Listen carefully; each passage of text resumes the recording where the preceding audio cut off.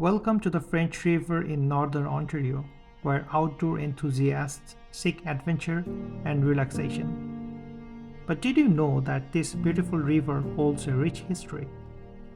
Evidence of past industries and travelers can still be found along its shores and beneath its waters. Long before French explorers like Samuel de Champlain and Etienne Brule, indigenous settlers lived off the land, fished these waters, and paddled its passages. Today, you can discover remnants of their presence through artifacts, relics, and pictograms, preserving their tales and traditions.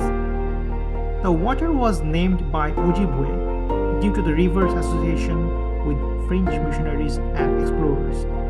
The French explorers established routes during the fur trade, making the French River an essential transportation system from 1615 to 1821. My wife and I recently experienced the tranquil beauty of the French River during our stay at the lodge at Cove. Its serenity left a lasting impression.